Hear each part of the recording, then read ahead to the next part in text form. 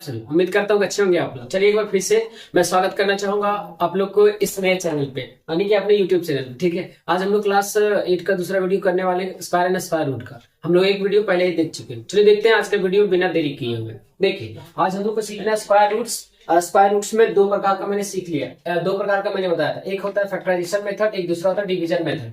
तो हम लोगों ने फैक्टराइजेशन मेथड को देख लिया। आज हम लोग सीखने वाले डिवीजन मेथड से कि डिवीजन मेथड का इस्तेमाल करके हम लोग कैसे स्क्वायर का रूट्स निकाल सकते हैं। तो देखिए मैंने सबसे पहले क्वेश्चन लिया है 256। तो 256 को कैसे करना है ध्यान से देखिए। 256 को करने के लिए हम लोगों को कुछ इस प्रकार से पहले अरेंजमेंट कर लेना है कि बॉक्स बना देना। ध्यान दीजिए इस प्रकार से। ठीक है, अब करना क्या है कि इसको ऊपर से ऐसे बंद कर देंगे।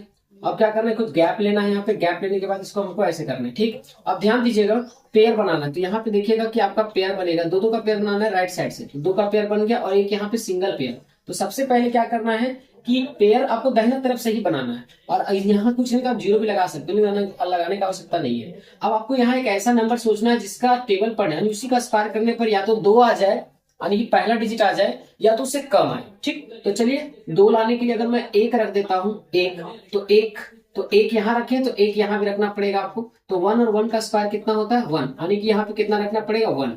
अब यहाँ पे करते हैं माइनस, तो 2 में से 1 जाएगा तो कितना बचेगा 1। ठीक है, अब ये कितना बचेगा, तो ऊपर से आएगा 5 और ये नीचे हो जाएगा 6। अब इसका दुगना यहाँ रखना होता है, इसका दुगना। तो 2 का 2 टाइम्स कितना होगा 2 होगा। ठीक, अब यहाँ पे आपको कुछ ऐसा अंक सोचना है कि उसको मल्टीप्लाई करने पर 156 आ जाए। तो देखिए अगर मैं यहाँ पे 6 रख देता हूँ, कितना रख देता हूँ 6, तो यहाँ पे कितना हो गया 6। मैंने 6 क्यों रखा, अब तुम देखो कि ये 6, अब इसका यूनिट डिजिट कितना है 6। तो हम ऐसा भी रख सकते हैं, चलो मान लो मैं 4 रख दिया 4, तो यहाँ कितना रखना पड़ेगा 4। तो 4 4 का कितना होता है 16, 16 का 6 बचेगा कितना 1। 4 2 जा 8, 8 और 1 कितना होता है 9, तब तो ये 96 तो बहुत कम हो गया। तो इस कंडीशन में क्या करना होगा, इस कंडीशन में आपको दूसरा अंक रखना होगा। तो मान लो कि मैं यहाँ रख देता हूँ 6, तो यहाँ कितना हो जाएगा 6।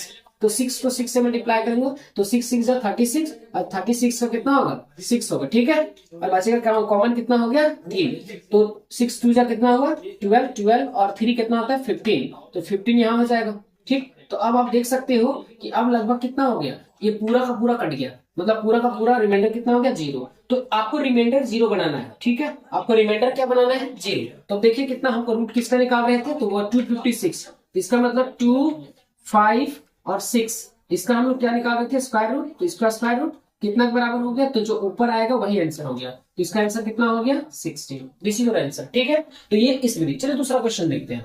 अब आपको फिर से आपको क्या करना है, इससे बॉक्स बनाना है। ऐसे बॉक्स हो गया, ऐसे बॉक्स बना देंगे। अब क्या करना है ध्यान से देखिए। अब करना क्या है कि आपको ऐसा पेयर बनाइए। तो पेयर बन गया यहाँ पे 2 यानी 4 1 का और यहाँ पे 4 का।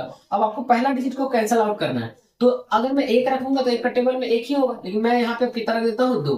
तो देखो यहाँ पे 2 हो गया, तो यहाँ कितना रखना पड़ेगा 2। 2 को 2 से कर देंगे तो कितना हो जाएगा 4। 4 में से 4 गया कितना बच गया 0। ऊपर से दोनों डिजिट जब भी उतरेंगे दोनों डिजिट उतरेंगे यानी पेयर वाले।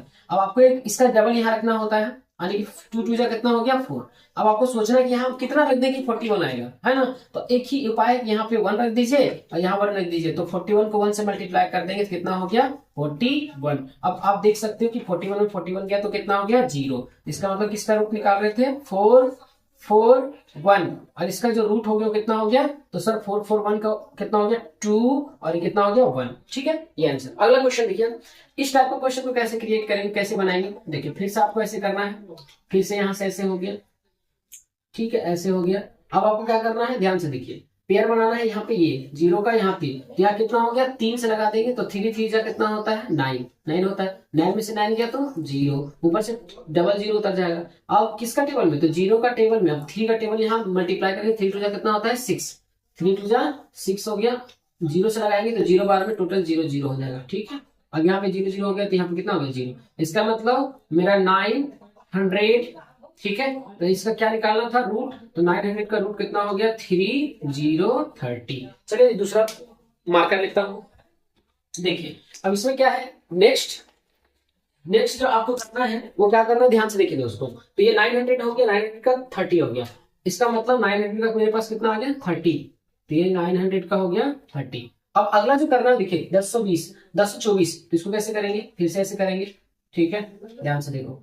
अब इसको क्या करना है कि पेयर बनाइए, तो ये 24 का पेयर अलग हो गया, ये 10 का पेयर अलग हो गया। अब आपको सोचना ये है कि 10 किसका टेबल में आता है, तो किसी का स्क्वायर में नहीं आता है, तो उससे कम 3, तो यहाँ 3 रख देंगे। यहाँ कितना हो गया 3, 3 3 जा कितना हो गया 9, 10 में से 9 गया कितना बचेगा, 1 बचेगा, ऊपर से कितना उतरेगा सर 2 और ये 4, 24 हो गया। अब सोचना है 3 का स्क्वायर, 3 का स्क्वायर कितना होता है, 3 का स्क्वायर नहीं 3 का दुगना, 3 का दुगना कितना होगा 6।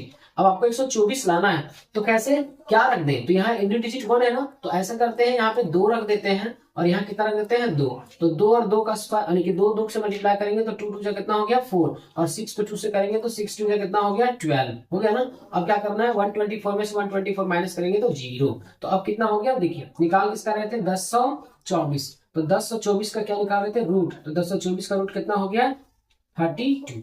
तो ये हो गया आपका आंसर। तो उम्मीद करता हूँ कि आपको इस तरीके का आप समझ में आ गया होगा। तो इसी प्रकार से हम लोग क्या करने वाले हैं कि स्क्वायर का रूट निकालते हैं, और ये कौन सा विधि से, तो बाय द डिवीजन मेथड। ठीक है, तो दोस्तों मैंने दोनों आपको कवर करा दिया, एक आपका फैक्टराइजेशन मेथड और दूसरा आपका डिवीजन मेथड। ठीक है, तो उम्मीद करता हूँ कि आपको ये वीडियो पसंद आया होगा, और लाइक शेयर सब्सक्राइब जरूर करते रहेंगे दोस्तों, और बताते रहेंगे कि किस प्रकार से और किन टॉपिक के ऊपर आप लोगों को वीडियो चाहिए, ताकि मैं उस प्रकार की वीडियो आप लोग के साथ शेयर करता रहूं। ठीक है दोस्तों, तब तक के लिए बने रहिए और all the best, thank you.